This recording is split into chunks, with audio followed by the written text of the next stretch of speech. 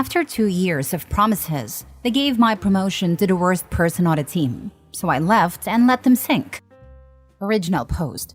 I've been working as a graphic designer in the marketing department of my company for around 3 to 4 years. When I started, our team was small, just 3 of us, including a team lead I respected deeply. Although we were a small group, I loved the creative challenges and the close collaboration with my coworkers. As the team grew, I quickly became known as one of the most dedicated and fastest designers. I trained every new hire, led projects, delivered presentations, and even organized workshops for the team. Over time, I took on the responsibilities you'd expect of a senior designer and gave my all to each project. Then things started to change. My team lead left, which meant even more responsibilities landed on my plate, as we had no replacement for over a year. It felt like the perfect opportunity to prove I was ready for a senior designer role. During my annual review, I was told that I was on track for promotion, and if I kept up the hard work, I'd be promoted within a year. But then I saw something that made my stomach drop. A new coworker, a notoriously lazy and toxic person, was promoted to senior designer. I was stunned.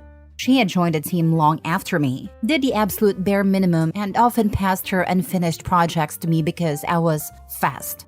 She had no clue about design strategy, stakeholder management, or even team collaboration. She would sweet-talk the higher-ups, take credit for things she didn't do, and leave the actual work to the rest of us. What really killed me was seeing her act like a leader, setting team guidelines she didn't even follow herself. She had a reputation among stakeholders as being difficult to work with, and they often requested that I handle their projects instead of her. After months of this, we finally got a new team lead, and I saw a chance to fight for the promotion I'd been promised. I prepared a presentation showcasing my project successes, positive feedback from coworkers, and a portfolio of senior-level work I'd been handling. The new team lead was impressed and acknowledged that I was one of the most talented designers on the team. I thought that finally someone saw my hard work. But not long after, the same coworker messed up a big project, which affected not only my workflow but also my reputation, because she had involved me to cover for her. I corrected her work, but instead of appreciating it, she stormed into the office accusing me of embarrassing her in front of the stakeholder. I calmly explained that I was simply following project guidelines that she had ignored. When our team lead got involved, he agreed I was in the right, but seemed too scared to confront her fully, coddling her to keep her quiet. By the time my next annual review came around, I was at my wit's end, but I still held onto a shred of hope that I'd finally be recognized. Instead, my team lead gave me a 3-star rating out of 5 and told me I should be more present. She even had the nerve to compare me to a lazy coworker, saying I needed to emulate her social presence. I was floored. I had been the one keeping our team running, training new hires, checking everyone's work, and fixing her mistakes, and this was how I was rewarded? I refused to sign the review papers, telling him I wouldn't be proving anything else. I said that if he thought she was senior material, then he could let her handle the work. I would step back and do only what was required. No more senior-level tasks, training, or rescuing her half-finished projects. He started panicking and offered me the promotion in 6 months instead of a year, but I was done. 2 weeks later, I accepted a higher-paying job offer and handed in my notice. My manager was shocked, begging me to stay and asking what he could do to make things right. I told him there was nothing he could say that would make up for the years of disrespect. As soon as I decided to leave, I knew exactly how I'd handle my departure. Since all those senior tasks were no longer my problem, I wasn't going to spend my final 2 weeks writing down guidelines or passing on any of the knowledge I'd built up over the years. If I wasn't senior enough to earn the title, why should I act like one? Almost 60% of the work processes, design systems, and templates that kept our team afloat were things I had built from scratch. I knew it would take them months to untangle the gaps I was about to leave behind. The team leader must have realized this pretty quickly, because every day he started showing up at my desk with desperate pleas for help. Just a few guidelines, or just walk us through the workflow one last time. Each time, I reminded him that he'd refused my promotion, and as far as I was concerned, that meant my time and expertise were no longer his to ask for. The day I handed in my badge and walked out of that building was the first time I felt genuinely free in years. Now, I'm in a new job where my contributions are recognized and rewarded. Looking back, I can only hope this experience was a lesson for my former team lead and his senior designer. Maybe they'll learn what happens when you overlook someone's hard work and loyalty for the wrong reasons. But honestly, that's no longer my problem. Now for the top comments before reading the update. To be honest, you sound very out of touch with your management. You should already know where you are in the pecking order of promotion/seniority. And you should realize that your skills shown today might not at all qualify you as one of the most likely to be promoted next or go into a different role. Not getting a promotion happens, for many reasons, but you should always be aware why management picked your colleague. Even if you don't agree with their decision, management is typically not blind to the things you mention. They simply use a different set of criteria that you think they do/should. The more mature way of handling this situation is to simply talk to your management about it and put a realistic growth/promotion plan together. And if they can't, then look for something else. I actually did talk to them. Everything was even documented. I was already doing the job. All I wanted was a title. Practically nothing was going to change for them. I was already very near the salary scale, so even if I was promoted, my salary raise was very little anyways. So then why did they decide not to? You are owed a good and real answer to that. Typically, there is a skill lacking, and it's easier to ignore that for management than to tell you and have to work on getting that required training/growth. Well, it was a very long discussion, but I think it was not about the skills. I had a feeling like they didn't want to give that position so easily, or else everyone would have requested it. Also, I think they wanted to give that spot to someone else, which I think also have deserved that position. But moral of the story, don't promise what you cannot give. They shouldn't have led me on, and should have been honest with me like, hey, can't promise it, but when the time comes, we can look into it again. I'm facing a similar situation at work. I'm a few years from retiring after 30+ years, and my boss has recently promoted a 5-year employee to replace me when I leave. She covered some of my duties last year and was promoted 4 levels with a 20% pay raise, meaning she now earns more than me. Initially, I was furious, but I decided to quiet quit. I stopped documenting my processes, password protected my notes, and now strictly work 8 to 5. Meanwhile, my replacement has let the promotion go to her head, alienating the staff by barking orders, taking long breaks, and working irregular hours. Ironically, she'll have to give up her promotion and pay raise to take over my position, which isn't up for reclassification for another 8 years. With staff members leaving and a hiring freeze in place, the situation is bound to get worse, but I'm just enjoying the show for now. Get your years of retirement. Personally, I'd go ahead and do that transfer. Now for the update.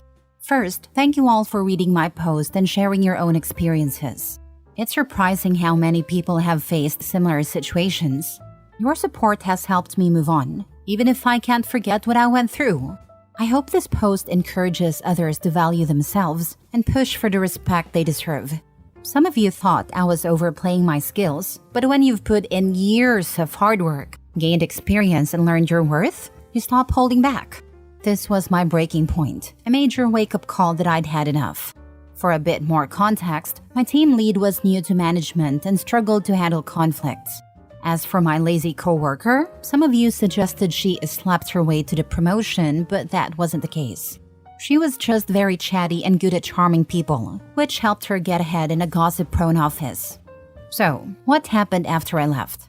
I'm still in touch with my former project coordinator, my work bestie, who has kept me updated. They try to get my ex-coworker to step up, but unsurprisingly, nothing changed. She's still slacking off, and her behavior remains unchecked. To replace me, they had to divide my workload among 3 or 4 junior designers, and even merge 2 teams to manage it.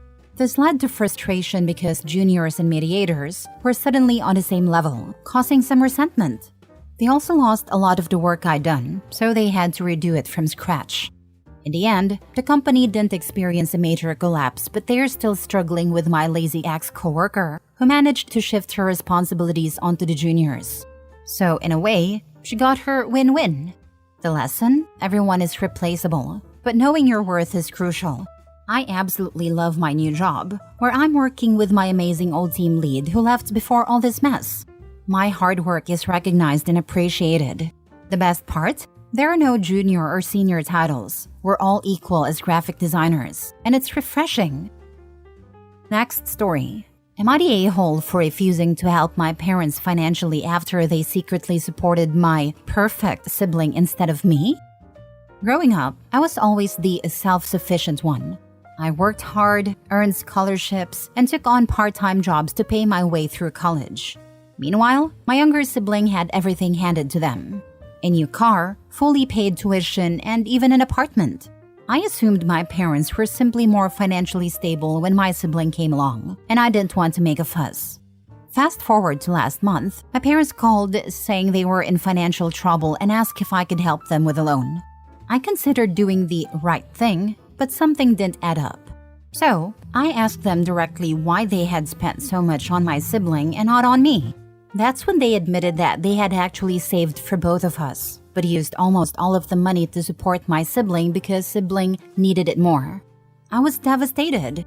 I had worked myself to exhaustion just to stay afloat, while they funded my sibling's every whim, fully aware that I was struggling. I told them I couldn't help them financially because it wouldn't be fair to myself. Now, my sibling and some extended family members are calling me heartless and ungrateful, saying that family supports each other, and accusing me of letting my parents suffer over old grudges. Am I the a-hole for refusing to bail out my parents after learning the truth about their financial favoritism? Not the a-hole. Why can't the younger sibling help out your parents? You struggled all your life to make your own way without the help of your parents, and now they need your help? I mean, they couldn't help you before, but now they want your help? I definitely think twice. Not the a-hole. Yep, it's time for their investment in your siblings to pay dividends. Not your monkey. Send a message out to family telling them that you give your permission to your sibling that the money that was saved for you but instead given to sibling be given back to your parents. Not the a-hole. Sibling can sell the flat they were given and give half the money that rightfully belongs to OP back to the parents, as OP doesn't want or need it anymore. Next story. Am I the a-hole for refusing to give my brother $50,000 that our grandfather left me in his will? I-32 male recently received $50,000 from my grandfather's estate. I was incredibly close to him. I visited every week, especially as he got older and his health declined. I was there through it all, taking him to doctor's appointments and sometimes just sitting with him while he watched his favorite shows. He was like a second father to me, and when he passed, it hit me hard. My younger brother Matt, 27 male, had a different relationship with Grandpa. It's not that he didn't care, he did, but he was always busy. Matt lives a few hours away, has a demanding job, and is starting a family with his pregnant wife. He visited on holidays and special occasions, but that was about it. I always figured that was just how he was. Reading the will, we found out that Grandpa had left Matt some sentimental items, an old watch and a few other things. The $50,000, however, went to me. I didn't expect it, but I think Grandpa knew how much I had sacrificed to be there for him in his final years.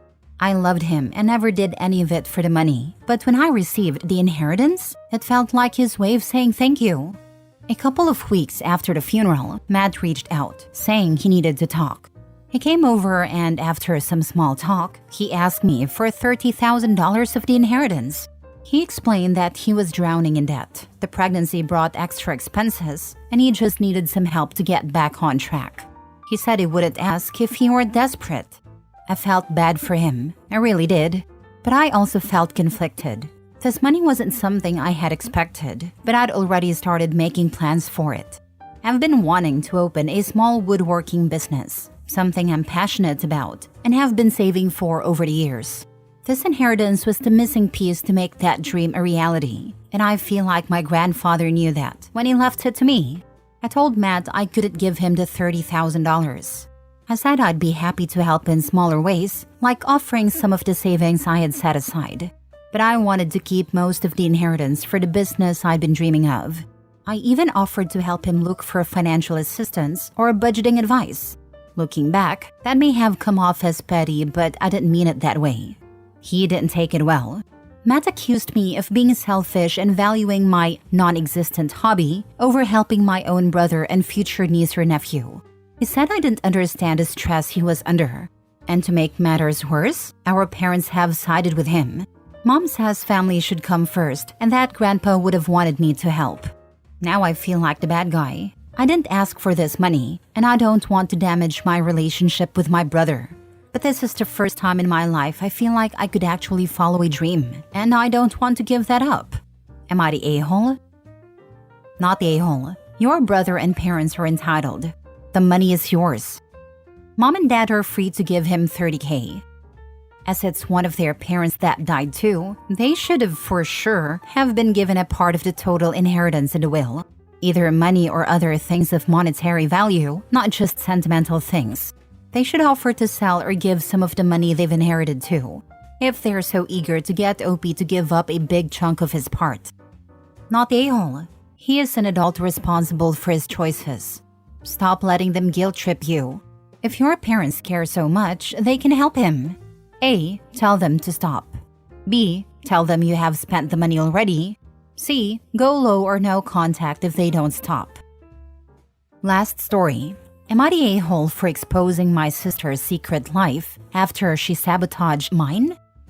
I, 28 female, have a sister, Rachel, 26 female, who has always been the golden child.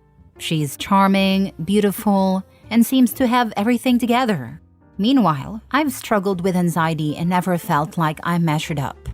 Last year, I finally got a promotion at work that I worked hard for. Rachel, being jealous, tried to undermine me by spreading rumors that I was incompetent and unqualified. I found out when a coworker confronted me about the rumors, and it devastated me. In retaliation, I decided to look deeper into Rachel's life. What I found was shocking. She was involved in a secret relationship with a married man who was a family friend. I confronted her, and at first she denied it, but then she broke down and admitted the truth. I told her I would keep quiet if she stopped trying to sabotage me. However, she continued her tactics, even trying to convince our parents that I was lying about my promotion. Feeling betrayed and hurt, I decided to tell our parents the truth about her relationship. The fallout was catastrophic. Our parents were furious with Rachel, and she's currently cut off from the family. Now I feel like the villain. I didn't want to expose her, but I was desperate and felt I had no other option. Am I the a-hole for exposing her when she was already hurting me? Not the a-hole. You warned her and told her to stop. She failed to. That's not your problem. You feel bad because you're a nice person. But your sister literally crossed your boundaries multiple times, lying on your name.